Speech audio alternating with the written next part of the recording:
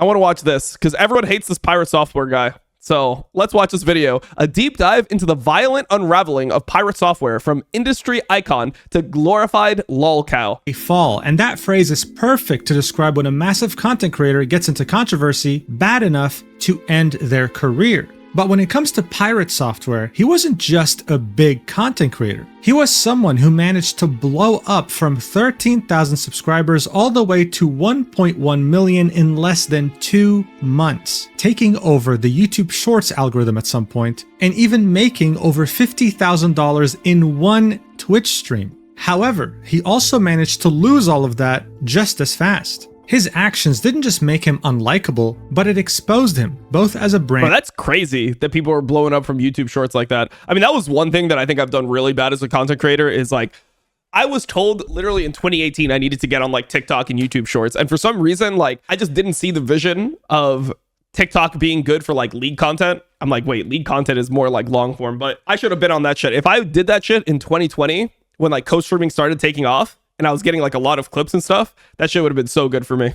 And as a person, making people realize I'm just too old. That they had subscribed to him over lies or exaggerations, and that he never showed his true self until now. You've no doubt somehow heard about this already. So many people are talking about him because it's that much of a crazy story. And so I thought of making That's literally why I'm watching this video. Hey, make this shit into a reaction. Jensen, make this shit into a reaction and let's see if we can farm this. Video going back to the first ever incident and how it led us here today. So without further ado, let's do this. All right, so the first question to even ask here is, where the hell did pirate software even come from? Well, he created his channel in 2016. And while his channel would grow over the years, it would do so in a very slow manner, reaching 13,000 subscribers after 7 years. But then, at the end of October 2023, he would take a decision that would change his life forever. And that would be uploading highlights of his Twitch streams as YouTube Shorts. These were such an incredible success. God damn. Cursed hotkeys, MS Paint wins. Hacking knowledge, American healthcare. Kick is Twitch. Nice.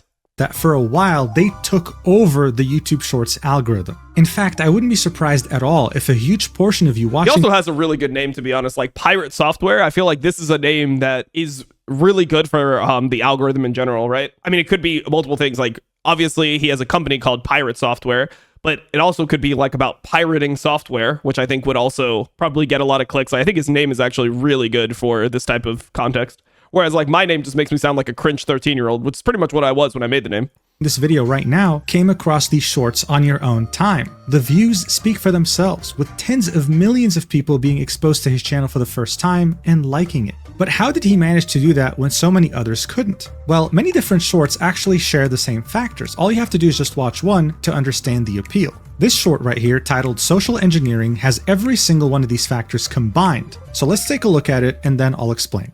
Watch. So when I worked at Blizzard, I had to do a social engineering task where I had to hit customer support, and I had to get 50 questions answered. And let me tell you, I got my questions answered. I shouldn't have. That was the problem. They're not supposed to answer those. And one of the things that I found that was really interesting is people that had been there for 1 year were really, really hard to trick. But people that had been there for 5 years were really easy to trick. What have we learned? We've learned that training is the issue. Everybody that actually worked at the company got training in their first year and then they never got training again. So they became complacent, exactly. The director of CS came and he said, I want the names. And I said, I'm not giving you the names. You're just going to fire those people. And he goes, I'm going to go to your boss. I was like, do it. My boss is like, you got the names? I was like, yeah. And he goes, you going to give them to him? I was like, no. And he goes, he's not going to give you the names, bud. And then I sat down and I was like, look, I'm not giving you the names because if I did, you'd fire all of these people that are your best employees, the ones that have been here the longest. And in 4 years, you will have the exact same problem with the people that are newbies right now. The issue is not the employees, it's your training regimen. I sat down with him, we created a new 6-month training regimen, and guess what? I went back about a year later, did the same thing. All those people passed with flying colors. Not a single one of them answered my questions.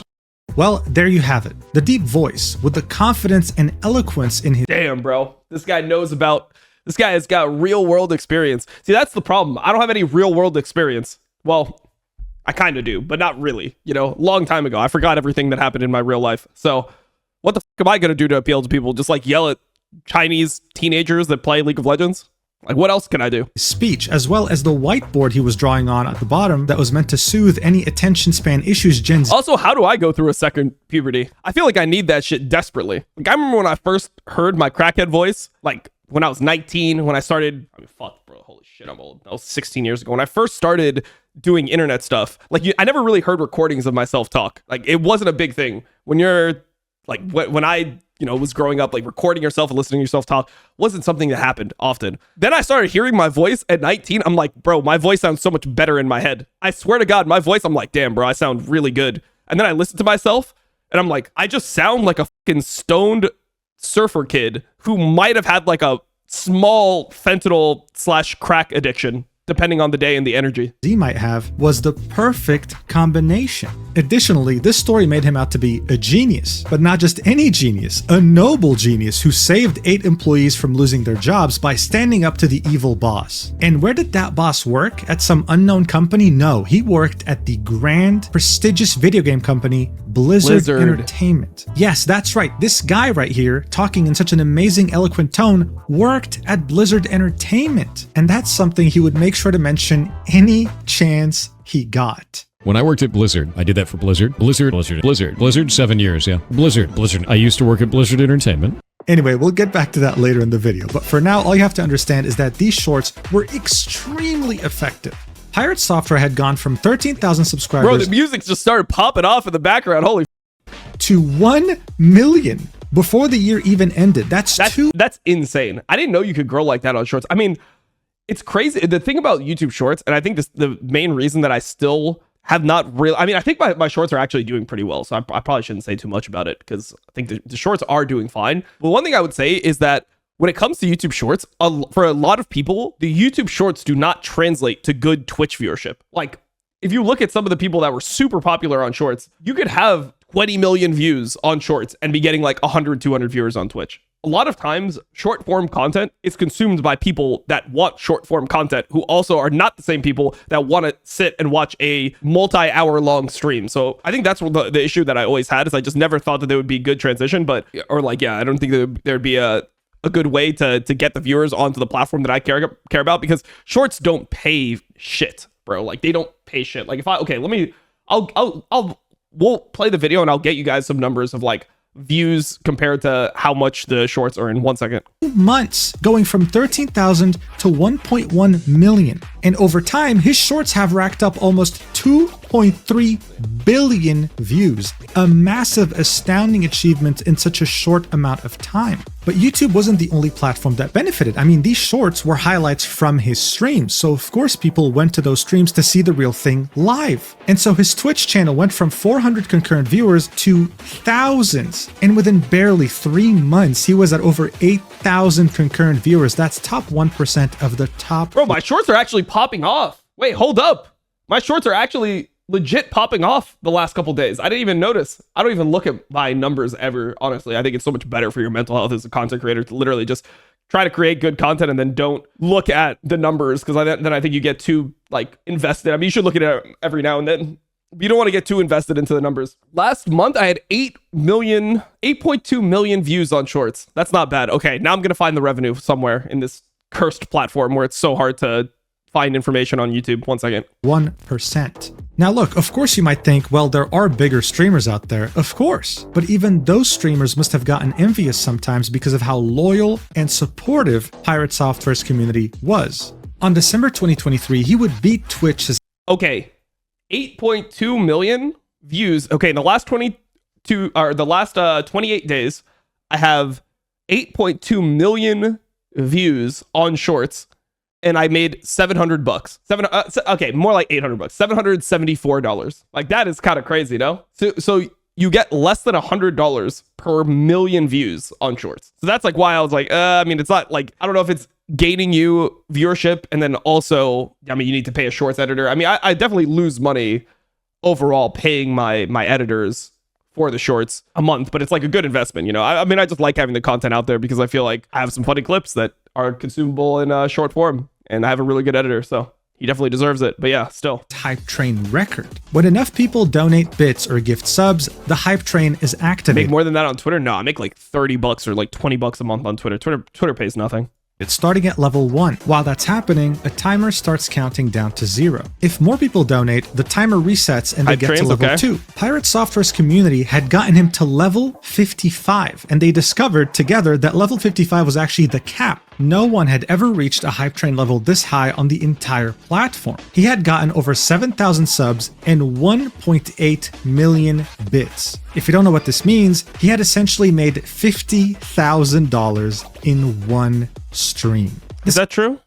What's the conversion? Bits is it 1,000 bits is $1? Is that how it works? Guy's community was so unstoppable that it made everyone else be aware of his existence. So much so 100 bits is $1. that he actually was able to get nominated to the Streamer Wait, what the Awards in December of 2023. He was barely getting viral. But this is just how influential he was in such a short span of time. Wait, hold on. But what I want you What to did that say? It understand said here is that the 1.8 Streamer million? Awards actually have way bigger Wait, streamers hold than up. Pirate Software and other category nominations. For example, like XQC or made Kai Cenat. 18K These off streamers bits? would of course send their own communities to go vote for them on the website. And they did so with no What the Wait, I was what was I gonna calculate? I wasn't gonna calculate that. I was gonna calculate the subs. It was 3.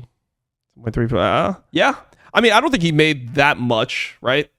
Because even if it's 18K from bits, he made like 43,000 based on what they just showed. issues. But when Pirate Software sent his community to vote for him, they crashed the fucking website. No other content creator had even come close to crashing Jesus. the website. So it goes without saying that he won the best software and game development streamer Bro, I award feel like all the big streamers, they have like his viewers are called the goblins. Kadril has the rats. Like, I just need to like have some small demeaning creature that I can compare you guys to on a daily basis. That would actually blow me up. Let's brainstorm names. What small demeaning creature could we compare you guys to? in 2023. He wasn't just absolutely killing it, the guy was speedrunning being a content creator. Cockroaches? Bro, the cockroach is too nasty. People hate them too much. Oh, Asmon already has the roaches. What small, demeaning, worthless creature can I compare you guys to? Maybe like T1 fans or something? No, I'm just kidding. Getting to 1 million subs, getting hundreds of thousands of followers on Twitch, not winning calling you guys streamer the awards, diddlers. and beating records when it came to donations on Twitch. So of course, I say this with no exaggeration, the sky was the limit and the guy was barely getting started. If he could achieve that in just a couple of months, what could he achieve in years? Would he become a legend? Achieve stardom? Either way, he was unstoppable until he wasn't. And he had no one to blame but himself. The first incident that would begin his cataclysmic downfall was, in the most ironic way possible, in a World of Warcraft dungeon. Yes, Blizzard Entertainment's biggest game of all time. And it Piglets, Jesus. would become his worst nightmare. His Guys, I don't worst think World of nightmare. Warcraft needs any introduction, okay? It came out in 2004 and revolutionized gaming forever. Many games tried to copy it, many games tried to compete with it, they all died, and this game is still alive today in 2025. I mean, it is just a great game. Like, I'm not even a huge like player of it, but I have played it before. It is just a great game. I wonder what games are going to be like that, because I feel like there's so many games that maybe it's just nostalgia, but when I go to play games, if I'm like, oh, I want to play a new game, or I want to play a game, like let's say I want to play a single player game, or I want to play even a multiplayer game, I'm always wanting to play old games. I almost never want to play anything new, bro. I tried to play Death Stranding. Didn't work for me, bro. I went back. I played GTA 5. Like, I don't know. There's just older games just hit with me harder. I don't know if it's nostalgia, what it is. But God damn. Now, throughout the years, it has received many different expansions, 9 in total. And while they would add more content, quests, story, sometimes new races, sometimes new classes, some of them would also permanently alter the game's fundamental mechanics. In other words, the game that you're playing now in 2025 is vastly different Play from like the Claire game that you Obscure would this have year. played. Yeah, I tried it, bro. It just wasn't for me. But I've never really played JRPGs, so that game I just didn't like it. I was too bored. On release day. One could even go as far as saying that they're completely different games at this point. Seeing that so many people's most meaningful gaming experience while they were growing up was World of Warcraft, a lot of them yearned for nostalgia. A lot of them wanted to relive those days when all they had to do was worry about mechanics from 10 or even 15 years ago. This would result in the rise of WoW. I wish I private joined this servers. shit, because like all streamers, pretty much, if you were like a decent sized streamer, you could have joined this shit.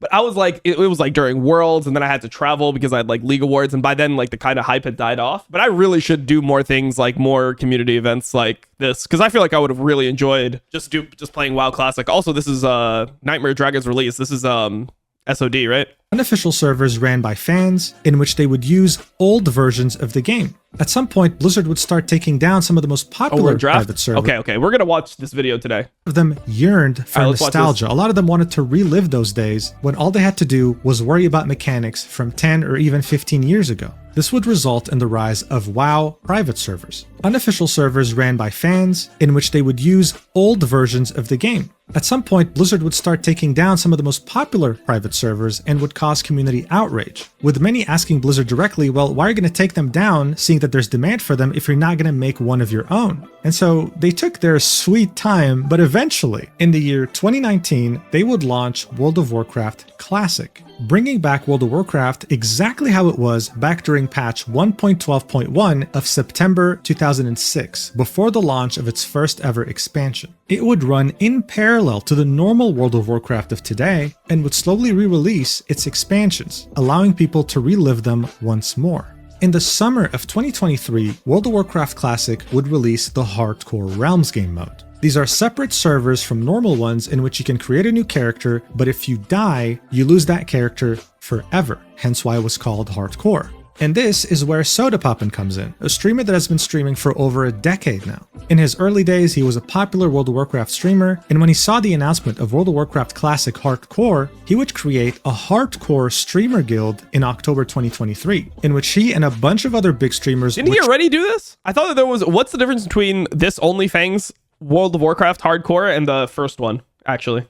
Try their best to level up their character to level 60 without dying, and eventually also try to do endgame content. It was a big success, so at the end of 2024, he decided to launch Season 2. This time, better and bigger than ever before. The amount of streamers that participated in this Season 2 was insane. There are streamers here who had never even played World of Warcraft that were huge in games that they played. Some were League of Legends so fast, it makes me— it's pros, like, I don't know why it looks like it's like hard for me to look at this. The list went on. It was an astounding amount of people. And of course, it makes me feel literally sick looking at that. What the hell? Many big streamers that had joined OnlyFans was none other than Pirate Software. Seeing that he had built such a massive influence over the year of 2024, adding him to the guild was seen as a net positive. It was seen as a good thing, until one day it wasn't. He did it twice. Second was group found only.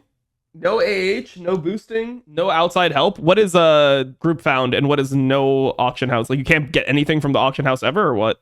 The maximum level you could reach in World of Warcraft Classic Hardcore was level 60, and getting there, just by itself, is already an ordeal that lasts dozens of hours and sees you try your best to not die. Now, Dire Maul is a dungeon that you can only access if you're level 58 at the minimum, and its appeal is the amount of great gear that it drops. Dungeons are typically ran by 5 people, so Pirate Software and 4 other streamers decided to take this on in order to get better gear. Now, usually, when you're in a dungeon or a raid, there's always a team leader, someone who calls the shots. It's a very stressful role, especially in a raid when you're managing a couple dozen people, and it's even crazier in hardcore World of Warcraft because whatever you decide might affect the accounts of the people playing. One wrong move and they lose dozens of hours of progress, and it's all on you. I'm saying this because I want you to bear in mind that Pirate Software is not the group leader here. But as silly as this sounds, the beginning of Pirate Software's downfall was because of this dungeon and what you're about to see here. The YouTuber Dev, otherwise known as Short Fat Otaku, great name by the way, combined the perspectives of everyone who was streaming in the dungeon minus one person. One of them was Pirate Software on the top right. As you're watching this, you're going to hear the team leader say, "Run." In World of Warcraft dungeons or raids, this means retreat, but help each other retreat. Not every man for himself, don't care about your teammates. You're meant to stick around, try your best to outmaneuver the enemies while making sure your teammates also make it out with you. But as you might guess, that's not what happened here at all. Group found means you can't group outside of the guild, and no auction house makes it really difficult to get consumes. No auction house made it so you had to interact with your guildies for craftables. So it'd be more streamer moments. Okay, interesting. Watch. God damn it. Run. Just run. Guitar, are you dummy? All right, so he said run. The team tries their best to make sure that they all get out together. Massives. No. Look at Pirate Software. Also, are you fine? Any grenades, anything? You can just Heal him.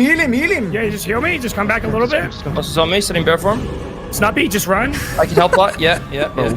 Why is the quality so bad? Pirate, why are you walking, bro?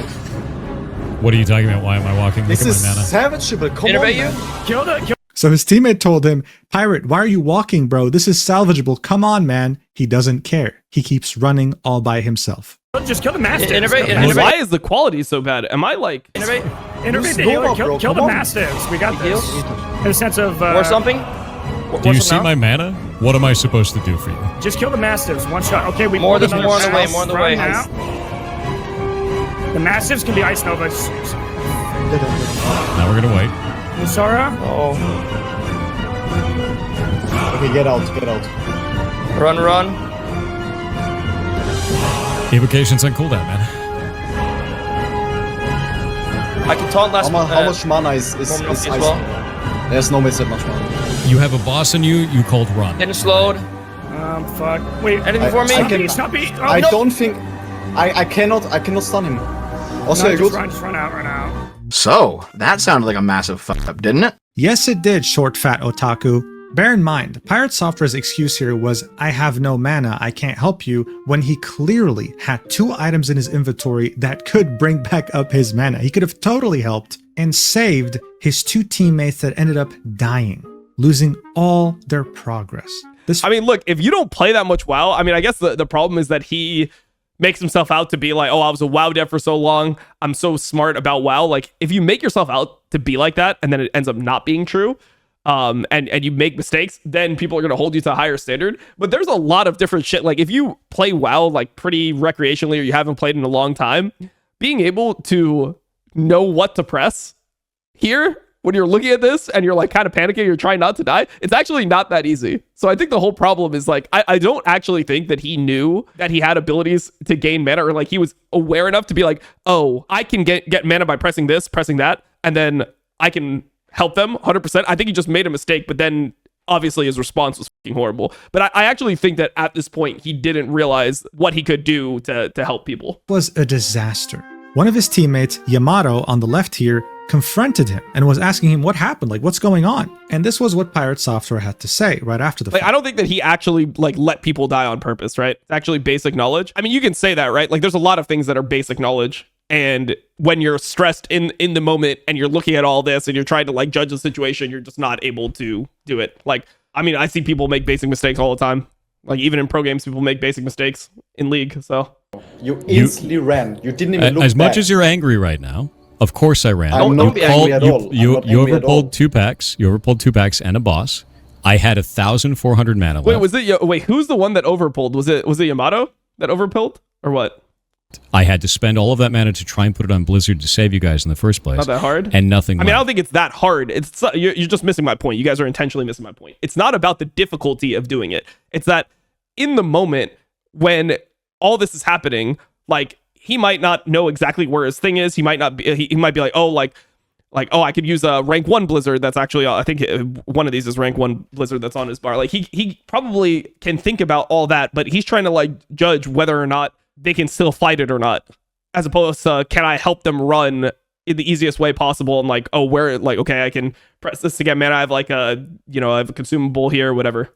You weren't paying attention to party resources, you overpulled, and you weren't paying attention to where the boss was. That's not on me. So 2 of his teammates pretty much lost everything. He very clearly ran on his own when he could have just said, you know what, look, yes, I panicked, I screwed up, my bad, sorry. Yeah, But that's what it is. That's the only thing to be mad about. Because, I mean, obviously people go to like the next level whenever there's like a hate train like this. Some people go to the next level and they just talk about like, oh, it was intentional that he did all this. It's like, not everything is insane intent. Like, I think that he messed up, and then I think he just has a problem with accountability, which probably stems from like being made to feel bad about making mistakes. You know, like a lot of people have that where they just don't like admitting when they make a mistake like this, because it could be for multiple reasons, but one thing could be that he thinks that it's like not the main mistake that should be focused on, right? A lot of times if people think that there's a bigger mistake that has happened, they don't want to concede that they made mistakes at all because they want the focus to be on whatever the biggest mistake was, which is wrong, but a lot of people do this.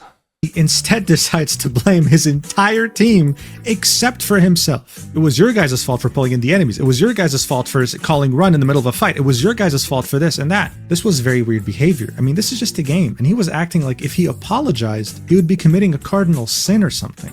It made his teammates very uncomfortable to the point where the guild leader had to step in. I mean, it probably does feel really bad when you make a mistake and somebody else dies. I've never played hardcore WoW, but I can just assume that it feels fucking horrible if you make a mistake and somebody else dies because of it. So obviously, at the end of the day, it is like a video game character and all this stuff. I think that that's probably a part of it, is like, you don't want to be known as, oh, you're the guy that made the mistake that got somebody else killed. You've ruined all their progress. They've put hundreds of hours to get to this point. That's something that he's just not willing to do. And that's like a flaw that he has as a person. And bro, if you show that you have a fatal flaw like this as a content creator, it's doomed for you, bro. You're going to get completely railed by the internet.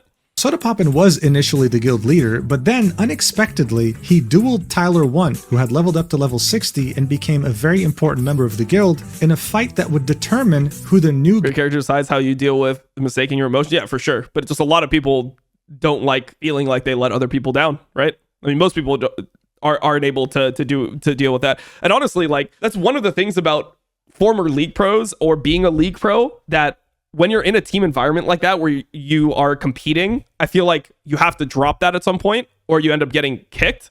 And I don't know if without that, I would be able to admit mistakes as easily when I play games. Guild master would be. What no one was expecting, though, was that Tyler 1 would beat Sodapoppin, becoming the guild master. Seeing that this was becoming a big guild issue, he had to step in and brought both Yamato and Pirate Software into a call in order to squash the beef once and for all. The result?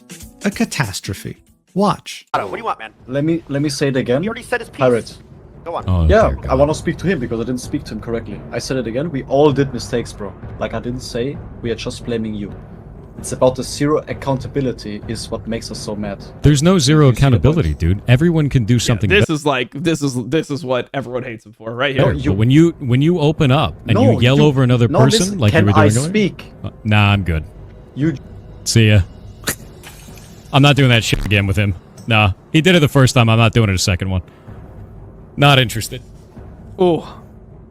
I mean, it's also probably the unspoken thing here is that Yamato is an acquired taste. Like I'm friends with Yamato, but if you first interact with Yamato, he just sounds like very like confrontational, angry, whatever. It's not just that he's German, right? Like the German accent definitely has something to do with it, but you can have a German accent like, I don't know, like Own a Pixel or No Way, where they sound friendly.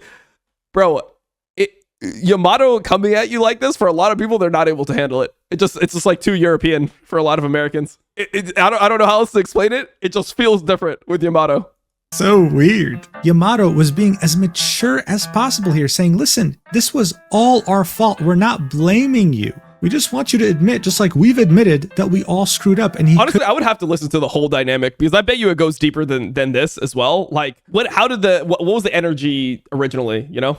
All this type of stuff. couldn't even say that, leaving the call like an immature, disrespectful baby as Yamato was talking. This not only rubbed his dungeon teammates the wrong way, it rubbed the entire OnlyFans guild as well as the viewers the wrong way. As criticism was mounting, Pirate Software was for the first time confronting massive controversy coming his way. At any point in time, he could have just simply apologized and moved on. Instead, he only chose to double down, playing the victim and saying that other streamers in OnlyFans just want to cause problems with him for no reason whatsoever. Content is causing drama and problems. There's a lot of streamers actually in this guild that want to cause problems specifically with me and have even stated so publicly on their Twitch, saying that they want to have a fight with me for content. That's not content. That's dog shit. Okay. Ridiculous. Keep it. Not going to be a part of it. I mean, seriously, why would people just want to attack you unprovoked for no reason whatsoever? What a cruel world we live in. The bulk of these events would unfold from January 10th to January 12th, 2025. By that time, Pirate Software would have received so much criticism, so much hate, that he felt compelled to post a long tweet explaining his point of view on Twitter, saying, "To those trying to character assassinate me online for a bad pull in Dire Maul WoW Hardcore, this is Hardcore WoW and a lot is on the line when you step foot into a dungeon. Here is a light breakdown of the last 24 hours. Our party went the wrong way and overpulled multiple packs with the boss. The shot caller made the call to run, then went back on that call. During the run out..." I mean, it's just like run doesn't mean run like this. Like, it doesn't mean just sprint in any game, right? Like in League, when you're calling to back off something, obviously there's not the dynamic when you die forever. But even in really high stress League games, when somebody says run, it's like you're going to fight as you run. Like, it just means that you are trying to leave the fight, but you are still going to be helping people get out. You're going to be casting your CC abilities. You're just going to be not clicking on your fountain in League. It's not like, oh, the call was to run and I just right click my Nexus and I just sit there and just do nothing, you know? Run means run while helping other people get out where you can. It just means like safely, like where you're not compromising your life, help people where you can.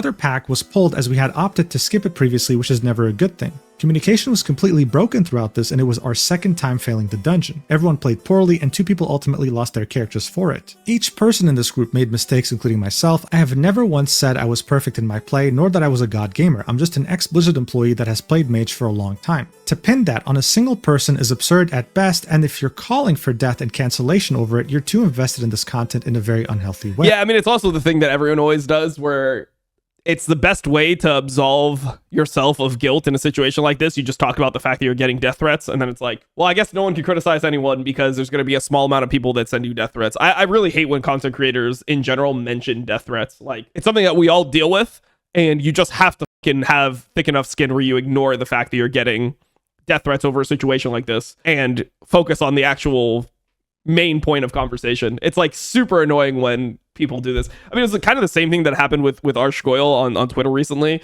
where I like criticized him. I said that one of the questions he asked was insane, which is when he asked Caps like, oh, are you like close to retire, or like, is now that you've had like your results going down and you're getting older, are you thinking about retirement, after he just lost and he's the best player on his team? I thought that was an insane question. And then he like mentioned, oh, these people won't stop until I commit suicide, where it just feels like, no, bro, I just said your question was insane. I didn't even call him like a bad, I didn't even go in on it. I wasn't like, oh, Arsh is such a fucking retard. Like, I didn't say anything. I just was like, this is an insane question. And then he's like, so you want me to commit suicide? Like, no, I just think your question was not good. Like, that's what it ends up being. Right. If you're a creator engaging in this kind of behavior, then eventually your content wave will end, but the relationships you've sullied will be permanent. Hope it was worth it for you. To those trying to defend me, don't worry about it. This too shall pass.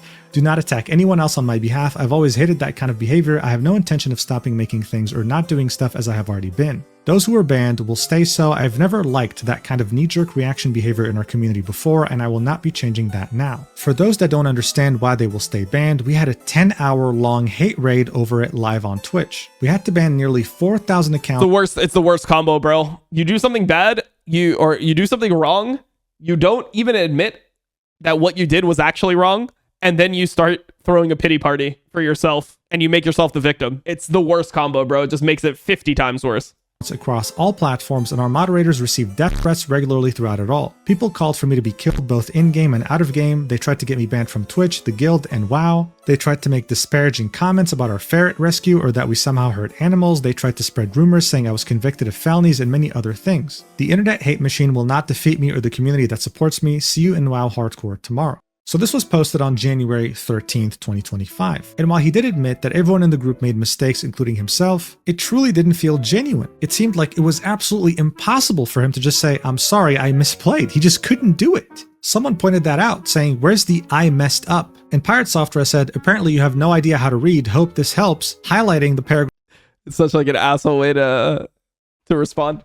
In which he said, each person in this group made mistakes, including myself. Again, it was worded in a disingenuous way. He just couldn't take individual accountability here, no matter what. The top comment— yeah, you just have to like start with that and then make that the main point. —was a WoW streamer known by Joker D saying, just take the L, it's not that hard, to which Pirate Software said, hope this was worth it for you. So overall, this entire response didn't really help him at all. And even if it did, he would single-handedly ruin any progress it might have had in the coming days. He would double down, triple down, quadruple down, quintuple down, and eventually sextuple down, only to call OnlyFans a content guild built on hate. And a lot of it was from a rogue that was bitching the entire time about every goddamn thing that was going on except for his own play. But the mage is the one at fault because the mage is the hero class and the mage has to do everything perfectly. Everyone in that played badly. The druid butt pulled an extra pack on the way out. The tank chose to take us into a bad route through the entirety of the dungeon, pulled 2 packs and the boss at the same time. I, as the mage, went into that fight with 40% mana, tried to use my resources, used them poorly, and got myself out when the call was made to run. which, by the way, was made by them as well. Everyone played badly. In fact, the only person who didn't was the healer. And I explained that in the Twitter post, but no one wants to hear that shit because they want it to be a double down, a triple down, a quadruple down. They want to have a villain. They want to have an enemy. They want to fight that shit into the ground. They want to send death threats to... I mean, I feel like he's smart enough to know why this is different than that, right? It's very obvious when you read it that the focus is not on him making mistakes because he doesn't focus on his mistake. He just says, everyone made mistakes. It's like if I get accused of something and then I'm like, guys, everyone calm down. No human is perfect. It's just like you try to absolve yourself. You just dilute everything. You know, you just dilute the blame as instead of it like I'm getting blamed, you dilute it over 5 different people and then the blame appears as less on yourself. And it's like, yeah, I mean, what's being called into question is not whether everyone made mistakes. It's like, did you make mistakes? And then when you respond with everyone makes mistakes, it's it's not good. People over it. Because they're goddamn insane. Because this guild has turned into a content guild built on hate, not a content guild. Like when guild you got accused of being IWillDominate, I was acquitted on all charges. Built on experiences. We've all been accused of something in our lives. Because they're freaking monsters, dude. It's just crazy how we got to this point and we're not even halfway through this drama, and all he had to really realistically do was look at the camera and say, you know what, I'm sorry. We all misplayed, yes, but I screwed up by running away the way I did. I had 2 items that could have restored my mana so I could help the 2 people who died, but I just simply panicked and ran away. And so even though we all misplayed, I just want to say I'm sorry for my play. But no, it was too hard for him. Guys, he worked at Blizzard, and Blizzard employees simply don't make mistakes. That's a given. As Pirate Software was too busy playing the victim, a clip of the streamer Lucari surfaced in which he was doing a dungeon with Pirate Software. You see, Lucari is someone who had never played World of Warcraft up until this point. He was playing a mage, just like Pirate, but he was kind of having a hard time keeping up with everything going on. Here's how Pirate treated him. I'm sure you can tell from the title. Pirate Software bullying a totally new player to the game. Pathetic, dude. What? Jesus, man. You basically have to evocate to get your mana back for the next pull. Reminded me, I sorry, I don't play the game, so I forgot. If you remind me, I can help you up real quick. Yeah, it's too bad I'm the only mage in the party. You're right, Chad. If only someone else would cast Arcane. If only.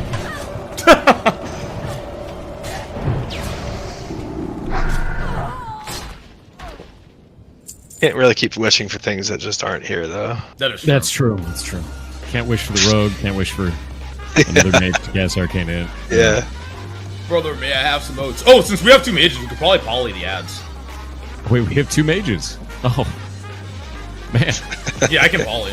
Here I've been the only one casting Arcane in. Incredible. Oh, that's crazy. It's wild, right? God, even reality TV can't recreate such an awkward moment, man. Just ruining the whole vibe. Yeah, it's too bad I'm the only mage in the party. You're right, Chad. Hey man, I'm new to the game, so if you want me to help with Arcane, just let me know, remind me. Yeah, it's too bad I'm the only mage in the game, right chat? Oh, we have 2 mages. Oh, I didn't know that. All that in the face of a new player who was being nothing but nice, honestly. And yet Pirate Software had the gall to complain about being bullied by other content creators when he was literally doing that to someone as innocent as Lucari. The culmination of all this would force Sodapoppin to take the decision of kicking Pirate Software from OnlyFans, pinging everyone in the OnlyFans Discord and saying this: yes, I made a decision to kick Pirate. I felt a large majority of people in the guild felt uncomfortable playing or being around him and all that drama that surrounded him at this point. Even though some people may have not felt that way, a lot did. And after seeing some clips today from him quadrupling down, or I don't know what number we're on at this point, I think I'm making the right decision, but still I feel bad. Try to just let this whole thing slide into forgetfulness and move on, in my opinion. Stay safe, gamers. So look, at the end of the day, in World of Warcraft in general, when you're in a raid or dungeon, you have to trust every single member on your team to make sure that not only you complete the raid or dungeon, but that you also survive. This also applies on a way bigger scale in World of Warcraft Classic Hardcore, because one bad teammate can cost you the account that you've put dozens or even hundreds of hours in. And people just couldn't trust someone who couldn't take any accountability like Pirate Software. As soon as things would have gone wrong, he would have probably just ran for his life and said he had no mana again. And not many people really felt sorry for him because at the end of the day, he was the embodiment of this meme. No one was forcing him to sextuple down. No one was forcing him to bully a new player. The only person who was shooting themselves in the foot with a shotgun was none other than Pirate Software. At this point, Jason Thor Hall, otherwise known as Pirate Software, was slowly but surely becoming a lolcow, but he had no idea. But that was normal, because fundamentally speaking, a lolcow is never aware that they're a lolcow. Look, there are a lot of definitions of what a lolcow is, but if I had to sum it up, well, it would be very simple. Bro, I don't know why I just hate terms like this that are really prevalent in like the, I don't know if it's like politics space, but it feels like that's normally where you hear them. Where it's like, oh, this person is a tanky, this person is a lolcow, this person is a, like, I don't know why these words just trigger me super fucking hard. Someone who simply maybe I'm just a tanky lolcow. Embodies the worst of the worst when it comes to human traits, but they would be constantly convinced that they are the perfect human being, never able to admit fault and never willing to, even when they know that they're in the wrong. This by itself becomes very entertaining, and there are many examples. They come in all shapes, sizes, and even colors. And the mage who ran out of mana was about to join their ranks imminently. All he had to do to avoid this fate was just fucking apologize, man. But he just couldn't. Lolcow has been a term. Yeah, but it's been like popularized recently. There's a lot of terms that have existed for a long period of time, but lolcow I feel like is really like popped off in the last like 7-8 years. I started seeing it being used as like a very common term, like where everyone knows what it means now. In fact, what he ended up doing was maybe one of the cringiest things in this entire video. I genuinely can't believe that someone in his 30s said this, but I mean, watch this yourself, you'll know what I mean. I didn't get this deep, stop feeding into it. All of the accounts that are messaging me are getting reported. There's a funny fact about this. I worked at Blizzard for 7 years. There's a whole lot of other people there that still know me, and all of these reports are going directly to them. They're well aware of the situation, and everybody who's messaging me, they're going to get read. It's kind of a dumbass thing to do, and I can't wait for all of them to get banned. Yeah, so all you guys whispering me right now with these threats, well, guess what? My dad works at Nintendo, and I'm going to tell him personally about every single one of you, so good job. See you later. It's like, bro, if they're sending you death threats, you really just have to report them in game, and I'm sure something will happen. You don't have to actually bother your Blizzard alumni. My dad works at Riot.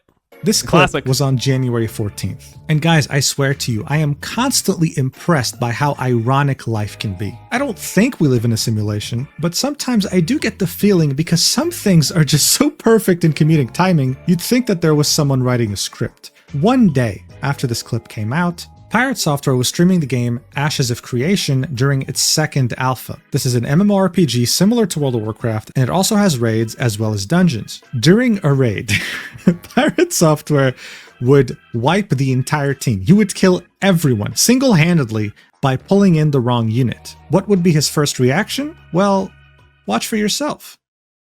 Sabu is not paying attention. He pulled in the enemy. Sabu. And he died. God damn it, guys. No, he pulled the ocular.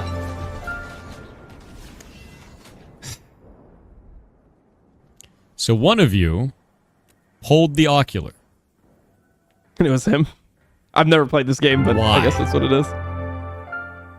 Now half the raid is dead. Was there a reason for that?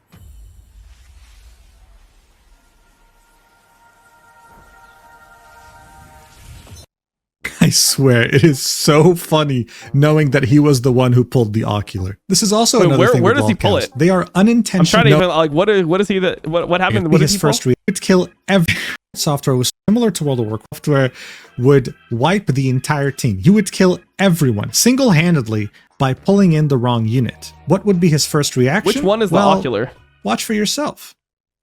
Sabu is not paying attention.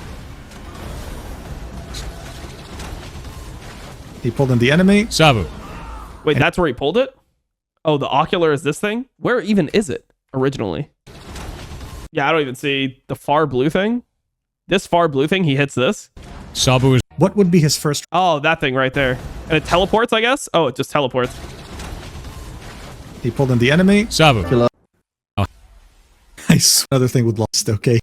This in Ashes of Creation, and his lack of accountability was astounding. But you know what else is astounding? His ability to keep digging himself in deeper holes. During this whole fiasco, Joker D would talk about Pirate Software and would call him out. I honestly fuck Pirate Software. Like straight up, bro. This dude is a complete fraud. At least in the WoW space, I don't care if he worked for fucking Blizzard. the guy probably made fucking coffee for some devs. I don't even believe for a second. So out of all the streamers in OnlyFans, Joker D probably went the hardest on Pirate Software. He took segments of this rant and uploaded it as a YouTube video. That YouTube video would then be removed due to a violation of community guidelines, and the person who striked it cited the reason as being harassment and cyberbullying. One could only guess who took this video down. I mean, seriously. Joker D would never reveal the name of the brand or whatever that was behind this, but seeing that the video had gotten brigaded by Pirate Software's community, for many, it was safe to say that Pirate Software was the one who took this video down because he simply didn't like it, abusing the copy strike system on YouTube. Seeing that Pokemon had done this in the past back in 2020, getting an amazing community reaction, and of course we can't forget about Iwdominate doing this as well back in 2018. Wow, I'm old. I'm gonna copy strike this guy. I mean, it was Copy genius. strike. It worked so well for I remember the thing that everyone talked about with this clip was like the lip smacking. She's like, I'm gonna copy strike these guys. And then she called it copy strike. Like, not copyright strike. She called it copy striking. I remember this was the old drama, bro. Content creator who had done that prior. So obviously, this was the play. Congratulations. You know, it's so fascinating to me how the internet works sometimes. Someone could mind their own business for months, for years, for decades. But as soon as they do something that makes them so incredibly unlikable, the internet starts seeing a big red target on your back and they strike. Pirate Software had a talent of building up a huge, loyal community in just the span of a couple of months. When January 2025 came by though, he proved to us that he had another talent, building up a massive community of very loyal haters. These incidents that we just talked about had ensured that. This is when those very same haters would start scrutinizing every single aspect of Pirate Software, both as a brand and as a person, only to eventually dismantle this massive empire that he had built. Now look, just to be clear, Pirate Software has always had haters, dating all the way back to September 2024, and there were earlier instances too. This is normal. When you get famous, when you take over the algorithm the way he did, some people will naturally get fatigued from you. I mean, you might not believe this, but even someone like Queso has haters, purely because he's a massive content creator. Bro, I mean, that's such a different thing. Everyone has some haters, but like no one hates Queso. Like he doesn't have any like real haters. You know, like the percentage is so small that you'd consider him having no haters. No pun intended. Some of these early like who the fucking hate Queso? Like I'm not even like one of his viewers, but if you just like watch any of his content, like if you ever get subjected to like shorts or whatever, he's just very unhateable, bro. He just seems like a very unhateable guy.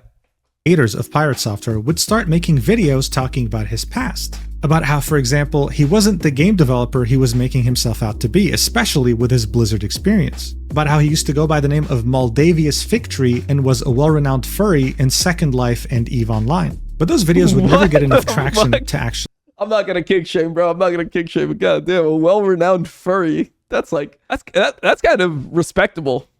Like getting to the top of anything is respectable. Being like one of the best furries, like that is, all right, I can see it.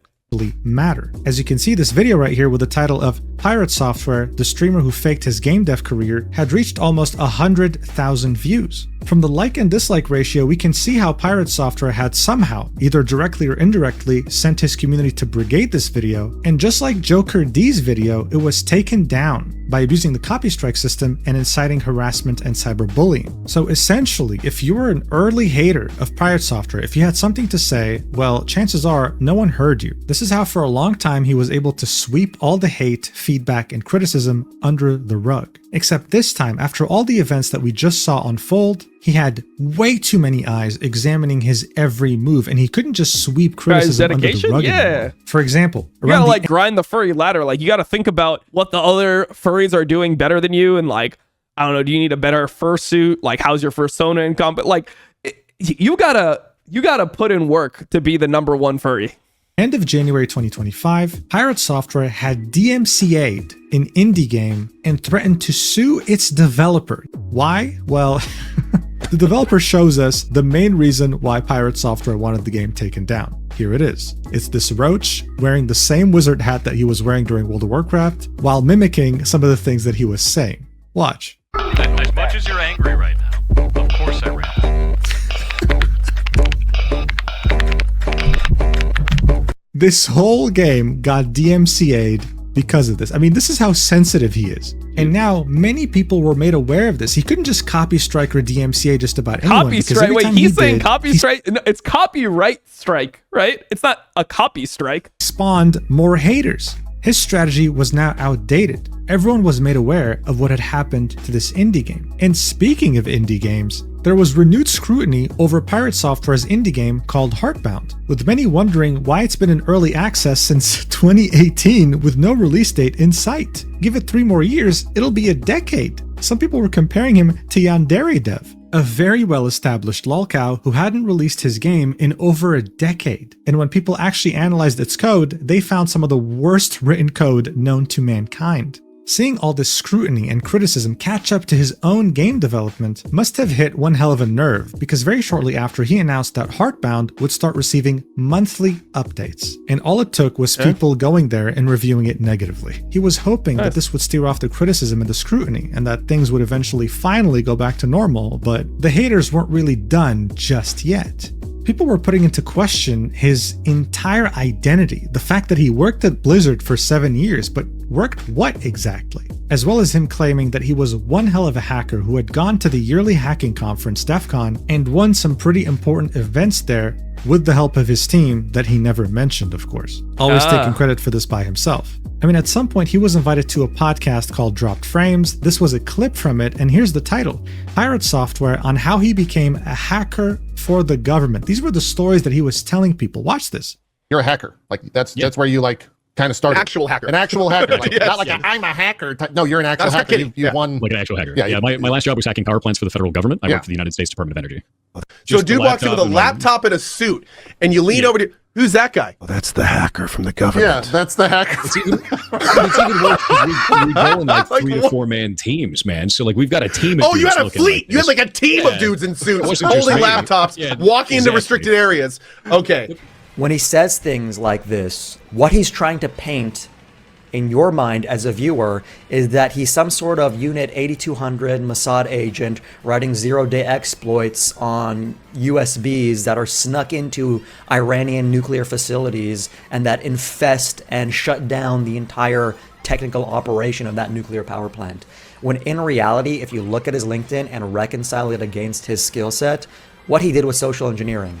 He wrote phishing emails and tried to gain access to credentials and user systems that way. So Coding Jesus said it best. Pirate Software's entire identity was slowly starting to unravel right before our very eyes. From the shorts that made him go viral, to the stories he used to say on stream, to quite literally everything about him was nothing more than either an exaggeration or him trying as best as possible to sugarcoat reality. We can very clearly see on his LinkedIn that first off, he didn't work at Blizzard for 7 years, it was actually 6 years, 6 months, and that his initial roles were him being in quality assurance. For the first 4 years at Blizzard, so the majority of his time there, he was in an entry-level role, eventually being promoted multiple times and finishing off as a senior red team specialist. In his own description of the job, he said, infiltrated and exploited physical access controls, managed social engineering operations to improve employee awareness and resilience, he's just a huge liar, and finally is what this comes down to? launched and managed, and that his initial roles were him being in quality assurance. But honestly, I mean, he did some social engineering with his domination of the algorithm. Like, he did kind of use that to allow himself to become as big as he did. So, fair play. For the first 4 years at Blizzard, so the majority of his time there, he was in an entry... Pathological liar? Yeah, bro. I mean, it's OP to be a pathological liar. 100%. Like, 100% it's OP. Bro, you could even become the fucking president. Like, you can do crazy shit. It's really OP. By the way, have I told you guys how much I like all you guys as my viewers? Just complete aside here, but I just really appreciate all of you and love you all dearly. Level role, eventually being promoted multiple times and finishing off as a senior red team specialist. In his own description of the job, he said, infiltrated and exploited physical access controls, managed social engineering operations to improve employee awareness and Shut the fuck up. All right. Well, I tried. Resilience, and finally created... Release the Epstein files. Dumb. I don't have the fucking Epstein files anymore. I mean, don't have them.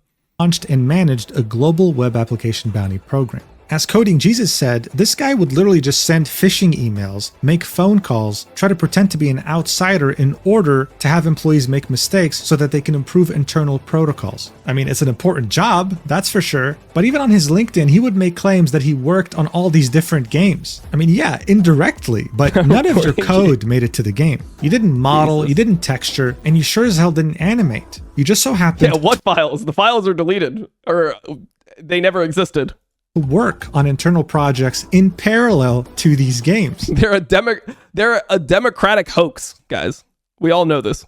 And yet, every time someone would mention something about games, about the video game industry, about whatever, he would always start off by saying, I worked 7 years at Blizzard, actually, so I know what I'm talking about. When in reality, no, you have more experience as an indie developer than you ever had as a developer at a AAA company, and that's the truth. And there's nothing wrong with that. It's just that he made this such an important and integral part of his personality that it felt like a massive betrayal. I feel like most people do this shit, though. Like, everyone hypes up what they do more than what it actually is, right? Like, it doesn't sound that good to say, yeah, I got this job because of the relationship with my father, and I did social engineering. I sent out some emails. Like, that doesn't sound that good. So I feel like this is something that he does to a ridiculous degree, but I think everyone kind of hypes up what they do a little bit more than what it is. That's not all. His dad was Joey Ray Hall. This picture right here is of 10 people. And if you don't know who they are, these people happen to be the original founders of Blizzard Entertainment. Yes, these guys are legends in every sense of the word. And the guy in the middle is none other than Jason— looks exactly like him, to be honest— Thorhall's father. He later became the director of cinematics at Blizzard, which is probably the only thing that Blizzard has been consistently good at for the last 20 years. He was also the inspiration behind this guy in South Park from the famous World of Warcraft episode. I mean, this guy was a legend in every sense of the word. And so Mashable.com, when they made this article about pirate software titled How Streamer Pirate Software— I watched that episode of South Park recently. Good episode.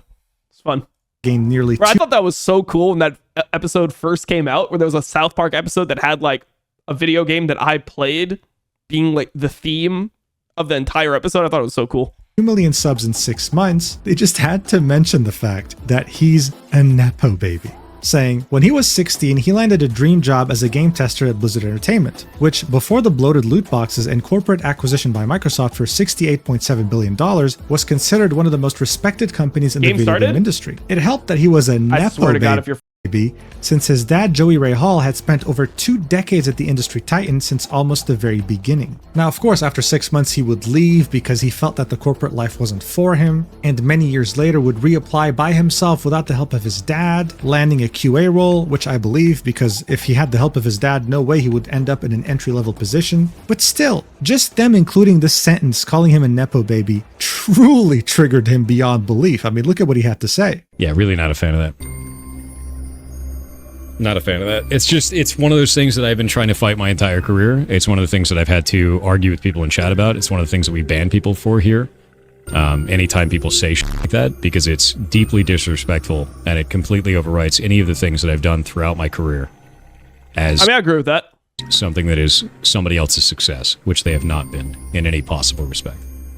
And it's just— that is the point of it. That is what they're trying to do. I mean, low-key might be true, though, but that is the point of it. It's to just undermine everything. It's just rude as fuck. So, what do you say? In the thing, he said it was, he called me a Nepo baby. In his article. No, that's dog shit behavior. Really gross. In any case, let's go find somebody to raid.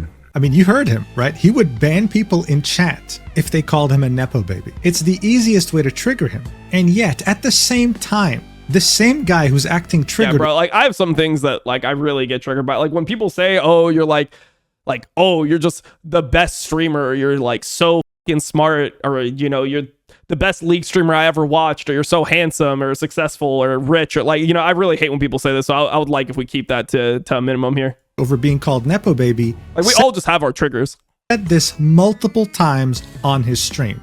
Watch. So I'm second generation Blizzard. I'm the first second generation Blizzard employee that ever existed in the company. I'm also a second generation Blizzard employee. I was a second generation Blizzard employee. I was the first second generation Blizzard employee ever. I was the first second generation sexy, dub? Okay, it works.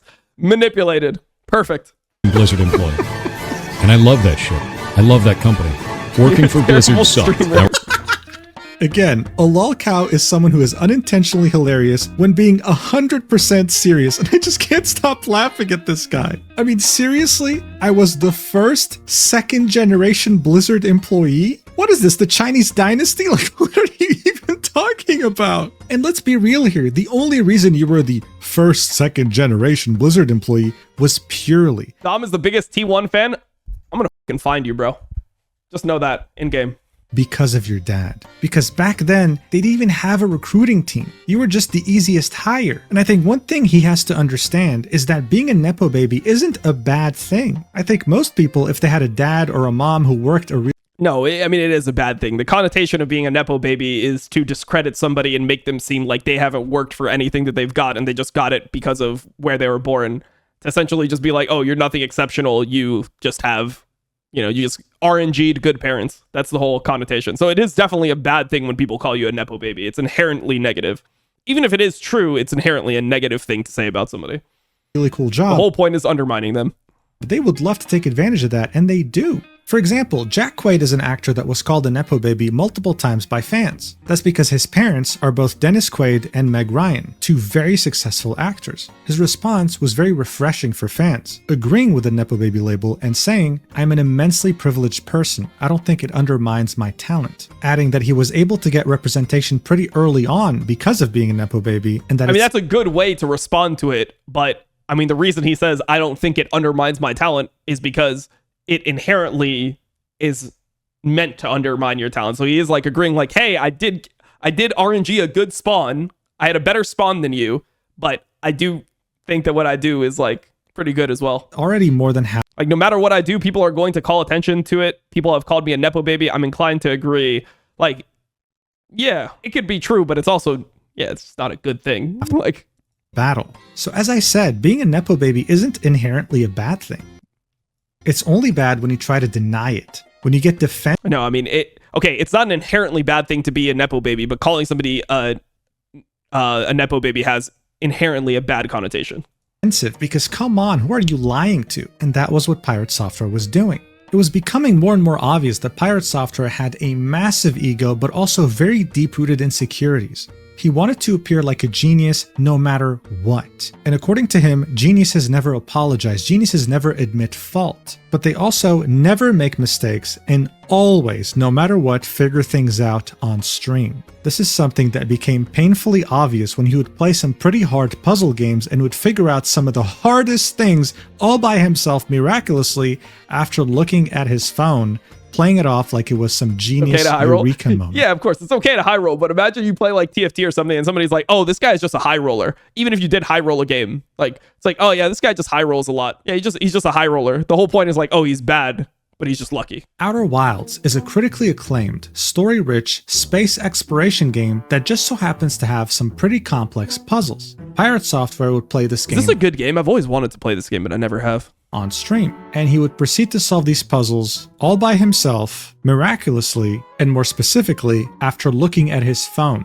In the VOD of his gameplay, around 8 hours and 7 minutes, he gets stuck in an area and he needs to get out somehow. This is one of the many puzzles in this game. Now he would struggle super good. Maybe I play it. To find the solution, deliberate with his chat, talk a bunch, and then at around the 8:20 mark, he would pull out his phone right here and continue talking to chat. This goes on for 2 minutes, in which he deliberates while very clearly looking at his phone. And then eventually, at around the 8-hour, 22-minute mark, he would get a eureka moment. Maybe it's not with the scanner.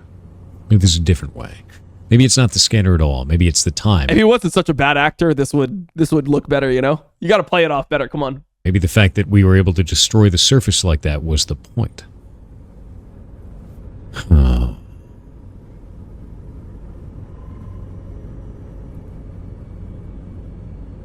And he is selling this hard.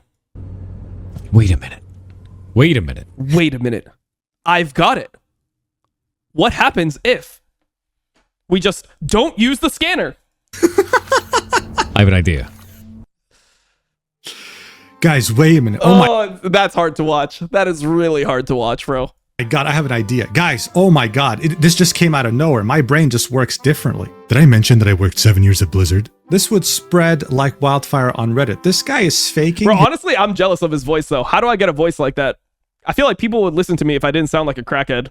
His Outer Wilds run in order to appear to be a genius to his community. That's crazy. It's so ridiculous you can't even believe it. But as I already mentioned, he was facing increased scrutiny. He normally would have been able to get away with this, and he did get away with this in other games. It's just that now things were different. When questioned about... Honestly, playing puzzle games on stream is like...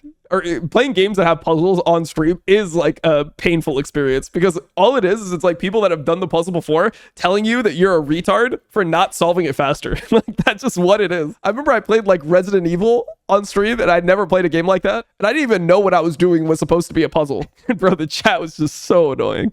Cheating in Outer Wilds, this is what he had to say. Why did you cheat in Outer Wilds? What? How the hell would you cheat in that game? Bro, we played it all live on stream. All right, bud. It's a wild-ass thing to say. Yes, how would you cheat while live streaming this as he stares into his phone for 2 straight minutes? You're absolutely right. The real controversy would be when he would play the game Animal Well that released on May 2024. You see, he played this game before the World of Warcraft controversy and before the increased scrutiny. But after he had embarrassed I can't do games with graphics like this personally. Like, I understand the appeal, but for me, it's just like, I don't know. Just need better. I don't like, I don't know. This isn't exactly 8-bit, but you know what I mean.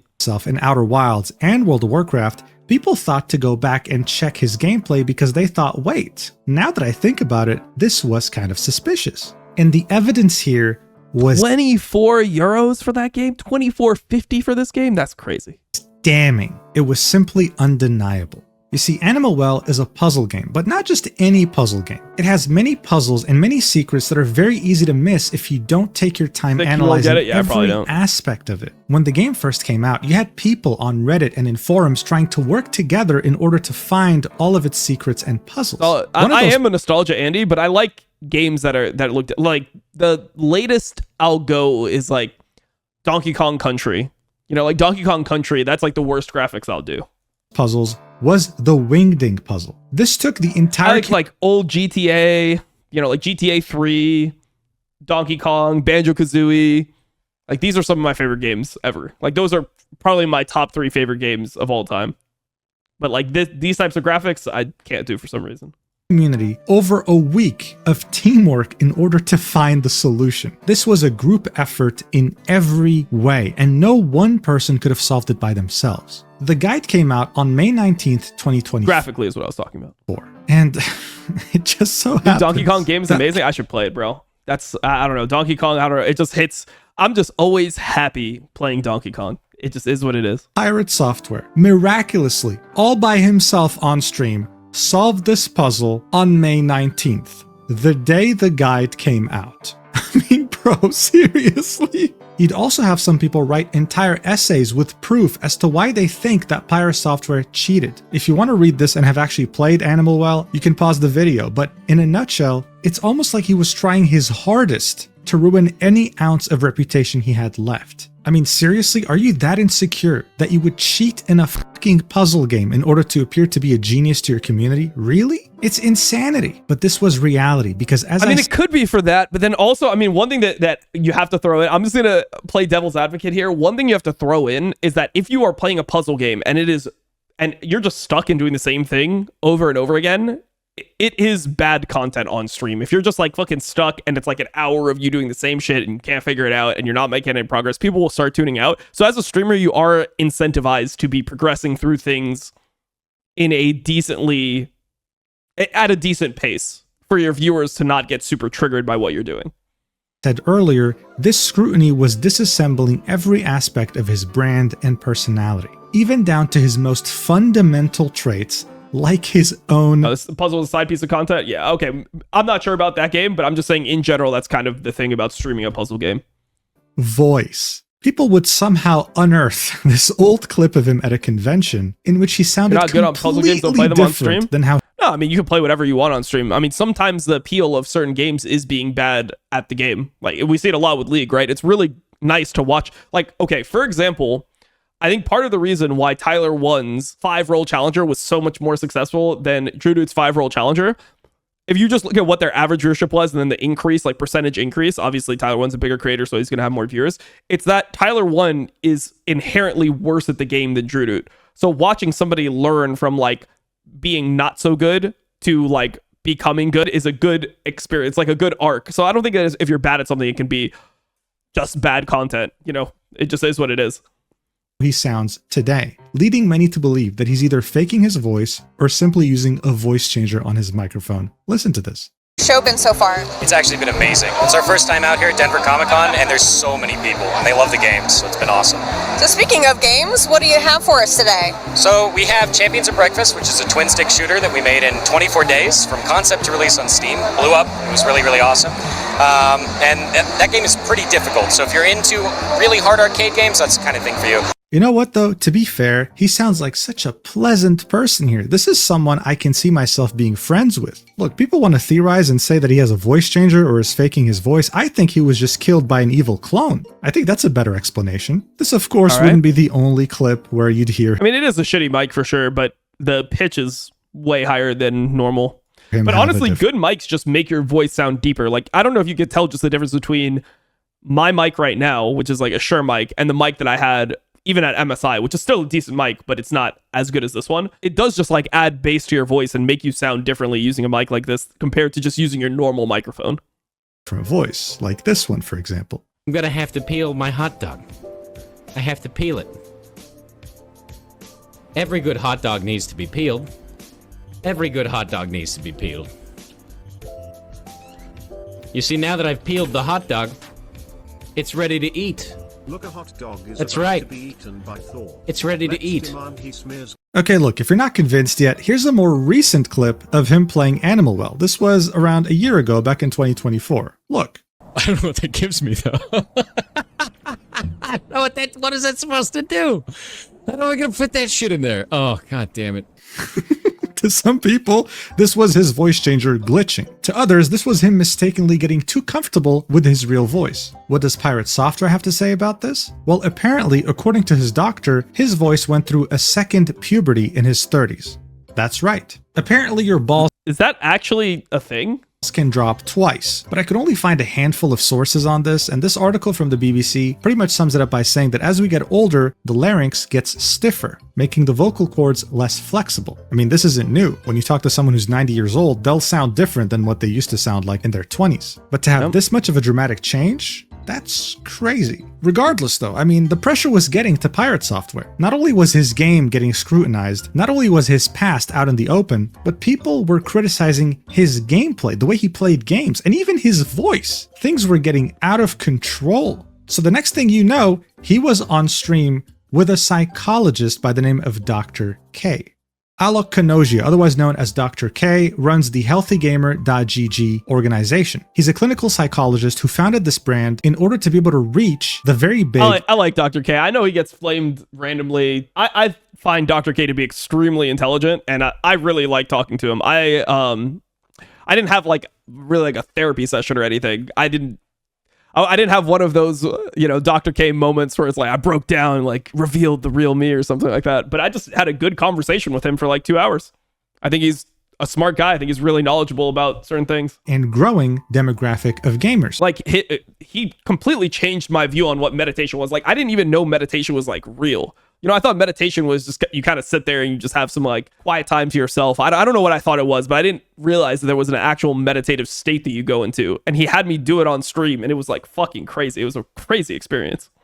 A group of people who very often will struggle with mental health and not really seek out therapy when they should. His content is mostly educational, drawing parallels between video games and what you go through mentally, and overall, he's been quite successful. Now, of course, that's not to say that he doesn't have his fair share of haters. Some people, for example, have criticized the fact that he does these therapy sessions with streamers in public, even though the person in question consents to it. From Dr. K's perspective, though, he wants to show people that streamers are humans too. And if someone like those streamers that they idolize is brave enough to get therapy, then they can do so too. His conversation with Pirate Software would last over 3 hours and a half. It would get viewed by almost 1 million people, and having watched a good chunk of it, I can tell you right now, regardless of what you might think about Dr. K, I think this stream truly shows his incredible skill in being able to converse with such an obvious narcissist without having him. Because essentially, what people are upset about is that, like, legally you cannot do therapy in public online like that, or I think it's something like that. It's like you're not supposed to do therapy. It's unethical to do therapy online. And he says this is not a therapy session. This is just a conversation with me and you. But it's very close to what therapy actually is, the way that he will talk to you about whatever problems you have and, you know, offer advice and things like that. I guess he can't be super prescriptive in the way that he goes about it, but it is something that is therapy adjacent, and people think it's way too close and it's unethical, I guess. To it. The conversation with Pirate Software would last over 3 hours and a half. It would get viewed by almost 1 million people, and having watched a good chunk of it, I can tell you right now, regardless of what you might think about Dr. K, I think this stream truly shows his incredible skill in being able to converse with such an obvious narcissist without having him rage quit the call while still trying his best to give him a reality check. And for you to understand that, I want you to watch this clip. For this shit right now is like, they come in and they're like, did you know that he worked at Blizzard for 7 years? Like, yeah, that was my career. And I'm proud of that. So of course I'm going to talk about that because it gives context to talk about other things around the games industry, which is what we do on the stream. Yeah. So I think sometimes the things that I talk about in regards to those types of things is misconstrued as arrogance or boasting, when in reality, I'm just trying to give context. So that is the problem right there. So I want you to listen to this phrase. Sure. This gets misconstrued as arrogance, but in reality, it's this. Yeah. That is the most arrogant statement on the planet, bro. Like, tell me I'm wrong. Okay. I don't see it that way, but all right. God, it must be so hard talking to someone like that. Anyway, in the next clip, you'll be seeing the logic behind Pirate Software's attitude when it comes to never apologizing. Let me like not give any context whatsoever? Yeah. Let's say yes to that. I think that's a bit of hyperbole, but just an emotional response? No, just say, hey guys. So basically, you know, when you tell the narrative, you start with like, I made a mistake, everyone made mistakes, I was smug. And then there's a lot that comes after that. How would you feel about just ending it after that first paragraph? I hate that. Okay. I have like an immediate emotionally angry response against that. Very good. Because it feels like idiocracy. Okay. It feels like that's too long, didn't read. I don't need all those words when few words do gooder. That I hate that shit. Like I super hate that kind of communication of like there's a lot of people that say like, oh, you should just say my bad, guys. No, that does not in any way explain a situation. That doesn't tell you any information that is real. It is hand-waving for the masses in a way that is disingenuous to what happened and disingenuous to the people that are involved. I feel like to do that would be just me lying for the sake of lying so that people would fuck off. This really gave us an insight as to how his mind functions. And as honestly, like that is still, I feel the same way with stuff, but I think you just have to learn that that's just not what people want, and people are going to respond a certain way towards that. So you just have to not add extra things in so that people understand your sincerity. That's the problem. Because when you do all that extra stuff, it makes you seem insincere, even if what you're saying isn't wrong. That's the issue. You heard from him talking, he hates the idea of just saying, my bad, let's move on. I'm sorry, let's move on. He wants to sit there and type 12 paragraphs as to why he was wrong, but not really, while others were more wrong than him. Bit of a narcissist? I don't think I'm a bit of a narcissist. I mean, people say all streamers are narcissists, but I don't think that that's what it is. It's just like, for example, I can tell with the T1 stuff, right? Like, even if I add in the context, like, why do you hate T1? I give them like a whole reason why I hate T1. What people want is, like, they don't want all the context. They just want it to be like, shut up, you're just a hater, like, you hate Faker, like, all this type of stuff. So, like, I know that by adding in the extra context, it makes me appear worse to people than if I were to just like take the L and be like, it is what it is. It's fine. Move on. All of a sudden, things make a lot of sense. Now, listen to how Dr. K responded to that. Okay, just watch. So I think what I liked about that response, my hope, so we're not here to like rehab your PR, right? We're just here to have a conversation. And at the same time, over the last 2 hours, there's something about the way that I hear you talk that rubs me the wrong way. There's something about the way that you talk that seems... Yeah, it's not really equivalent. What Dr. K was saying was specifically about taking accountability. Yeah, that's what I meant, right? Because what people want to hear from me with the T1 stuff is that I antagonize T1 fans. That's why they don't like me. They don't want to hear all the reasoning as to like why that ended up being the dynamic between me and T1 fans. Like they want to hear, you are like, what did you do bad? Not what was the situation. Because from my perspective, it's very rational. Like when you do nothing wrong, like literally did nothing wrong. It was a mistranslation.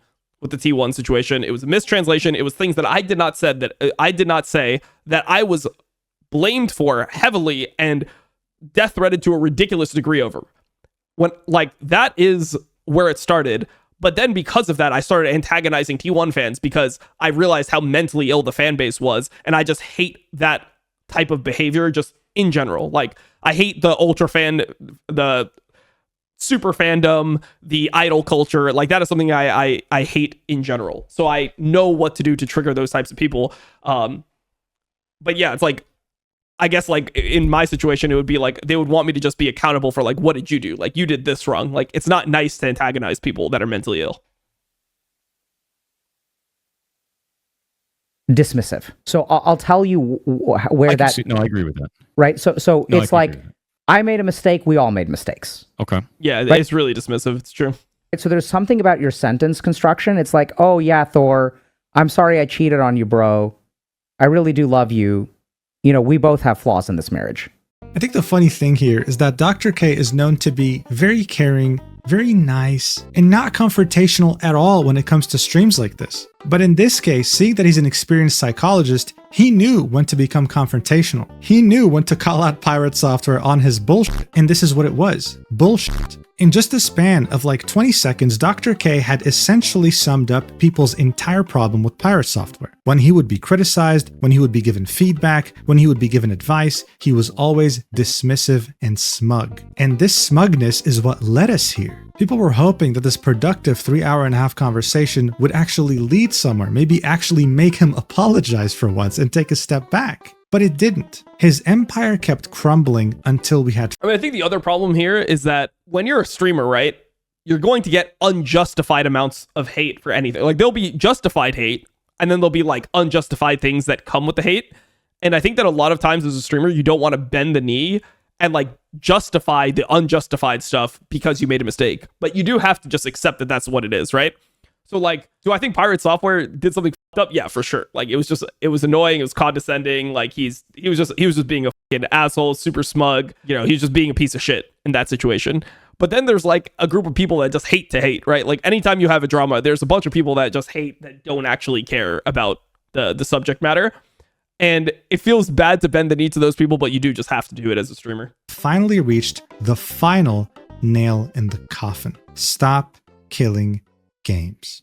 Stop Killing Games is an initiative launched by Ross Scott in the European Union and the United Kingdom. It was meant to be a direct answer to what happened with the game The Crew, made by Ubisoft. At the end of December 2023, Ubisoft all of a sudden announced that The Crew would no longer be purchasable and that its servers would be going down on March 31st, 2024. Seeing that this was a live service game, this meant that after March, you'd never be able to play this game ever again. The salt in the wound, though, was that barely a couple weeks after the servers went offline, Ubisoft revoked The Crew from people who had bought it digitally, attaching a message saying, "You no longer have access to this game. Why not check the store to pursue your adventures?" To many, this was an outrage. It essentially meant that you never owned your games to begin with. Ubisoft can just take them away. This also more recently happened with Concord. It barely came out for a week and then the servers were offline. If you bought the disc copy, you were played like an idiot.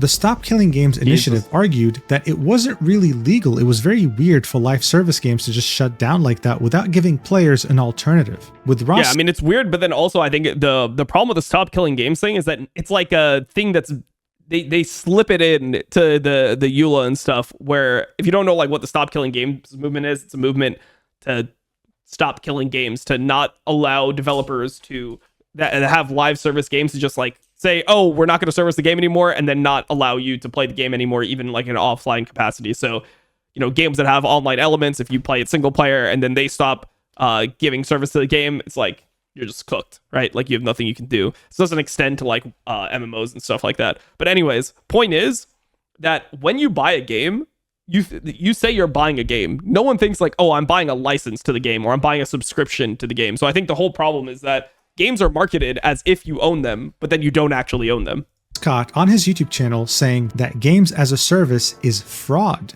One thing to note is that this initiative wasn't forcing publishers or developers to keep game servers online forever. What it simply I don't know, wasn't this saying guy, that games as a service... This guy just reminds me of Fashinshin. I don't know why, this guy just really reminds me of Fashinshin. Not like all the bad stuff that Hashinshin did, but just in general, like the way he talks is fraud. Yeah, One thing to note is that this initiative wasn't forcing publishers or developers to keep game servers online forever. What it simply wanted was to have a way to access these games after the servers went offline, by allowing players to host their own servers, for example. Arguing that if taking games down like this would become the norm, then way too many games would become lost media. Because that's what the Crew and Concord are right now. They're essentially lost media. It was classified as a European Citizens Initiative, in which European citizens could sign it, and if it would reach 1 million signatures, then it would be talked about in the European Parliament. It would initially get a couple 100,000 signatures until a certain person would speak out against it in the most aggressive way possible. Of course, we're talking about our good old friend, Pirate Software. He felt so passionate about this topic that he made 2 videos about it, very shortly after it launched in the summer of 2024. Now look, we're not going to watch the whole video, I just want to show you I think that this was more egregious than the WoW thing, personally. First 10 seconds. Let's do this. Hi, my name is Jason Thor Hall, also known as Pirate Software Online. I've been in the gaming industry for about 20 years. I used to work at Blizzard Entertainment, then Amazon Game Studios, and now I own my own studio, Pirate Software, by the same name, which is an indie studio, and I've been... There's just something about this guy, man. I don't know. I can't explain it.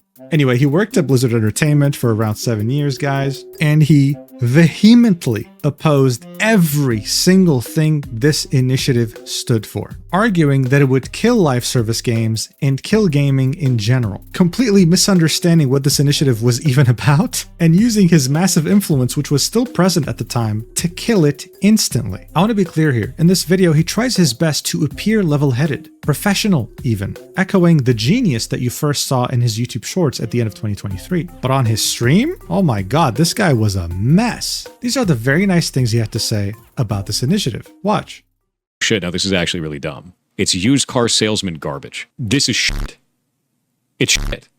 Not only do I not want to back this, I'm going to actively tell people not to. That is awful. That is a horrible goddamn direction. That's awful, dude. No, eat my entire ass. The level of stupid that I just had to receive was like sitting on Twitter for 12 hours. Honestly, reacting, it's very, generally it's not good to try to understand and react to stuff like this, like a movement on stream, I would say. It's better to like take your time and really go through and understand. Like there's a reason why I don't read a lot of stuff like that on stream, because you don't want to like vomit out your thoughts. You actually want to pause and think, which is something that you don't normally do on stream. You normally read something, you see the way the chat is acting, and you kind of like are going to be influenced that in some way. No, yeah, according to him, this is the worst thing that's ever been made by humanity. Like, this is the, like, oh my god, you'd think that this is actually going to end gaming as we know it. But it's not. It's seeking to do the opposite. Shit sucks. That's a really stupid ass move. That's an incredibly stupid ass move. I think this is ass. This is complete garbage. All of this can eat shit then. I drop the mask entirely. In his very professionally level-headed video, he says this. It's incredibly important to me that we keep making games and that the next generation has the tools to do so that our medium doesn't die out. But that's exactly what Stop Killing Games wants to do. The whole point of this initiative is for this medium to not die by allowing so many games to become lost media. And yet, this is what Pirate Software was saying about this whole thing. I think live service games getting sunsetted is fine. I've always thought that. And that's okay. There's nothing wrong with that. I mean, at this point, just no comment. When he would start receiving quite a bit of backlash, of course now there's more dislikes, but when it first released, I'd say 30% of the like to dislike ratio was dislikes. he made this pinned comment, outlining some points that don't really help his very aggressive reaction that came out of nowhere, and then ended it with a quotation saying he won't even talk to Ross, who is the founder of Stop Killing Games. To which he replied with, "Correct. I think his position is disingenuous due to his comments about how this could be pushed through government. It's a bad direction, removes validity for what the initiative is trying to do, portrays the process in an incorrect manner, and just builds sensationalism. Thinking that kind of language is okay puts him squarely on my not worth it to talk to list, as there are others that could have a more productive conversation." So what he's talking about is this slide here. This one slide in the entirety of this initiative is the only reason why he refuses to talk to Ross. It says, reasons the European Citizens Initiative could pass. Politicians like easy wins. Politicians mostly don't care about video games. The law is already unclear on this practice. The initiative is in line with other consumer policies. It's a diversion from more serious topics. Now, according to Ross, this was a half-truth, half-joke slide. And I think that's how a normal person would view it. I don't think it was tone deaf in any way, but it angered the hell out of Pirate Software for some reason. I don't know why. Some people theorize that it's because he got close to Ludwig, and together they founded the games publisher Off-Brand Games. When the Stop Killing Games initiative came out, they were in the process of releasing a live service multiplayer game. So there was definitely some sort of a conflict of interest here. Regardless, this year... Wait, so what is Ludwig doing? I'm sure Ludwig has completely done the PR thing, removed everything from, like, just removed himself completely from Pirate Software. Was that the Ludwig move, the classic, or how did he react with all this? European Citizens Initiative had a one-year deadline. It would be automatically closed on the 31st of July, 2025. And by the end of June, it barely had 500,000 signatures, which meant it had no hope of ever reaching 1 million, or so it seemed. This was until Accursed Farms, the channel owned by Ross Scott, would release a video titled The End of Stop Killing Games. It's an hour-long video that kind of reminds us what this initiative is about, how we got here, the feedback and criticism he's received, the changes he's made, and of course the majority of the video is him responding to Pirate Software's very aggressive criticisms. Most of the clips of Pirate Software crashing out over the Stop Killing Games initiative were actually from this video. Ross addressed... Can't blame Ludwig from distancing himself from this. I mean, sure. The problem is he does that every time with everyone, and he'll just always do the best move possible for optics. That's the problem. It's about the consistency of things. It's not like if he just removed himself one-off, it would be fine, but it's like, there's like the mango thing. There's just pretty much there was the thing with his friend being a fucking creep, like whatever that guy's name was, Atrioc. Like, I don't know. Just feels like he's always doing that. Is every single one, and ended up, whether intentional or not, making Pirate Software look like a clown who had no idea what he was talking about. This video almost has 1 million views, and many people watched it. Some of those people happen to be way bigger content creators than Pirate Software, and seeing that this very important initiative was very close to failure, tried their best to bring as many people as possible to sign it. For example, Moist Critical talked about it in his videos at over 3.5 million views. Hell, even Jacksepticeye talked about it on his second channel, and the video's sitting at over 1 million views. People understood that this initiative wasn't just a good thing for video games, it was integral to ensure its survival for the future. Hell, even Minecraft creator Notch had something to say about it, tweeting, "Hey guys, just got back to gaming after a brief break. Wait, why is there a Nepo baby doubling down over there?" Adding, "If buying a game is not a purchase, then pirating them is not theft."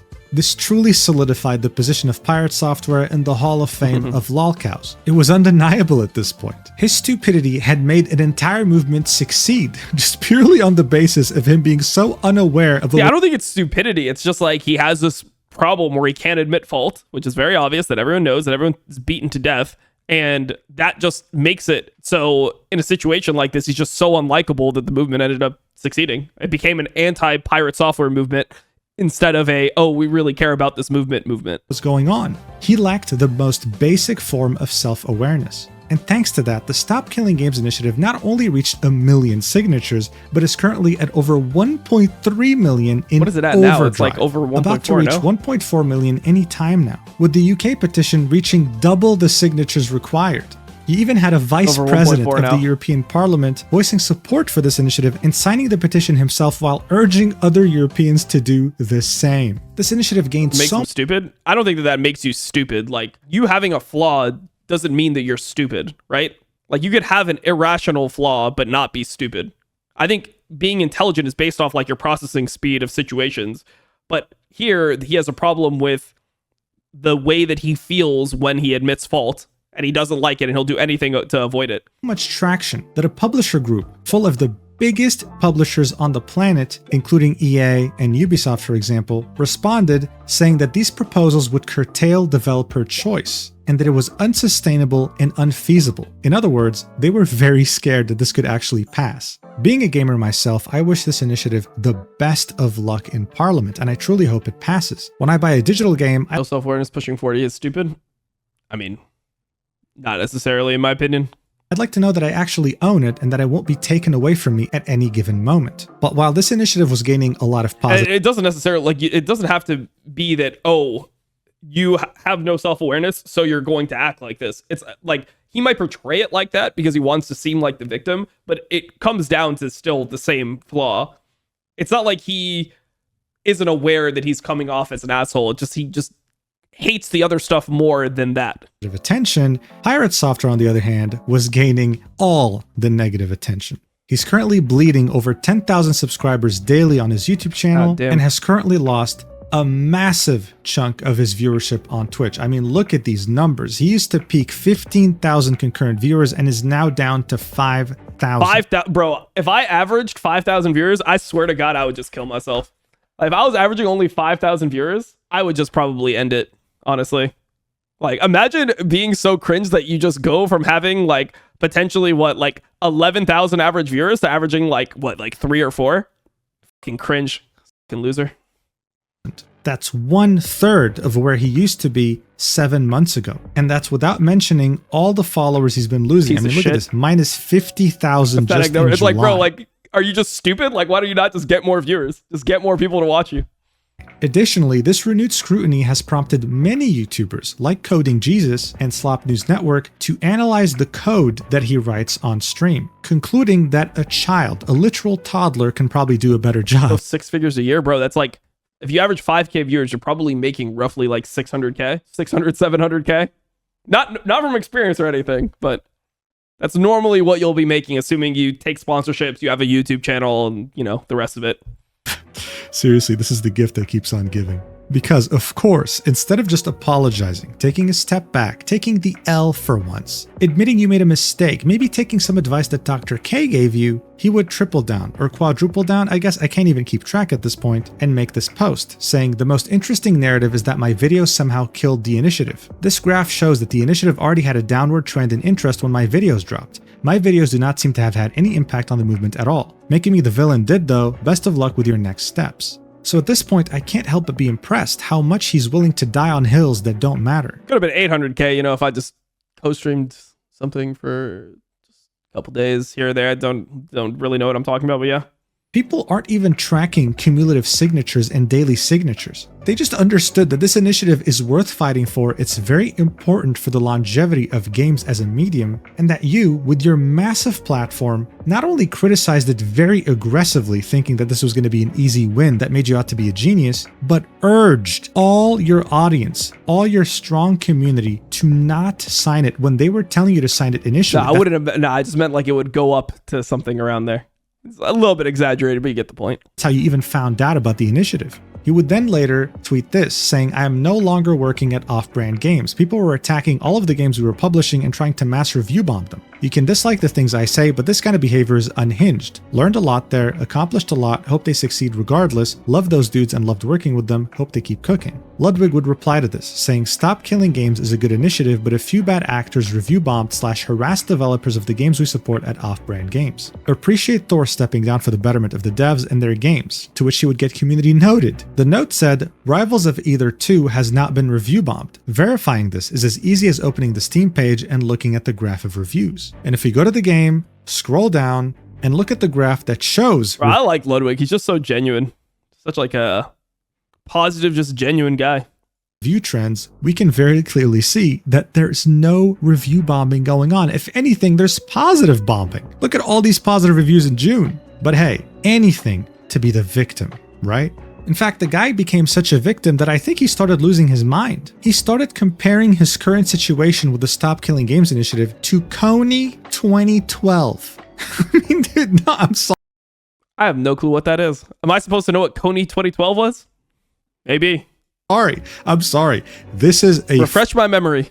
full-fledged, fully developed and evolved lolcow. There's no way you can say this while being self-aware. It's impossible. And after months of complaining about people brigading and harassing him, he does the same exact thing to Coding Jesus. He would leave a comment on his code review video and would then link his comment to his chat so that they can go upvote it in an effort to ratio the video itself. Like, how petty is that? Come on, man.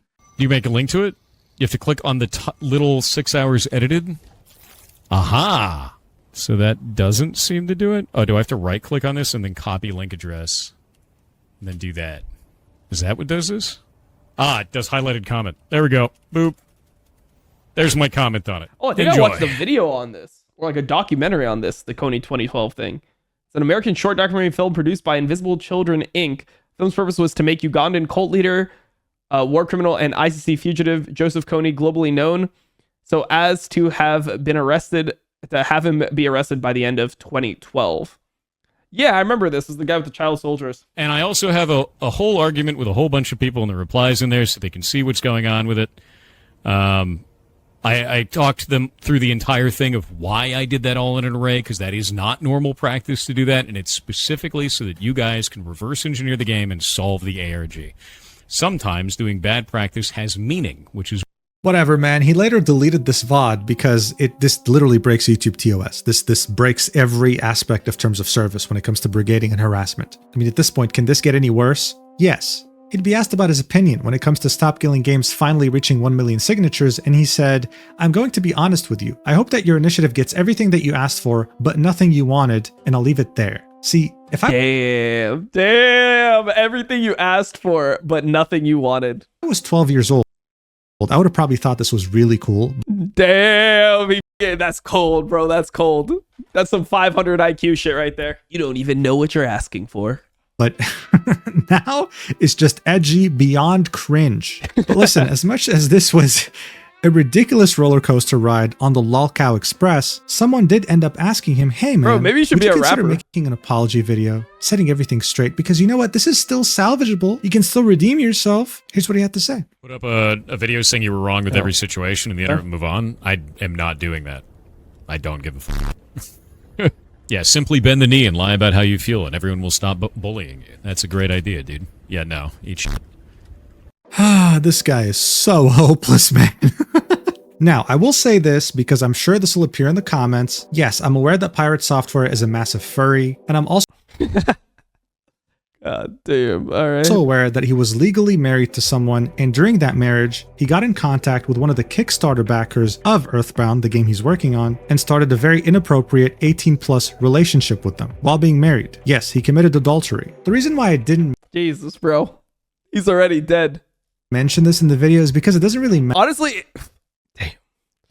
You know, if anyone ever tries to hit me with the fucking take that any publicity is good publicity, I just need to send them this video. Matter in the grand scheme of things. If he had just apologized during the WoW Classic incident, this coming out wouldn't have done anything to him, because guess what? Most of these messages involved 18+ roleplay, but more specifically, furry roleplay. Yes, they would literally say to themselves, pets you, nuzzles you, plays with your tail, and then it hurts. Please stop. Get, more 18+ into it. Yes, most people couldn't even read one page of chat logs because of how cringy it is. So I'm so convinced it wouldn't have done anything to his reputation. It's meaningless to talk about. But if you're interested, you can check out this video by Fearful Tears titled Pirate Software, the most delusional Twitch streamer. Look, Pirate Software is a lesson, not just in content creation, but in quite literally anything. Normal people make mistakes, and geniuses make mistakes too. We're all human. Admitting that you make a mistake isn't... Tom Drill Discord logs.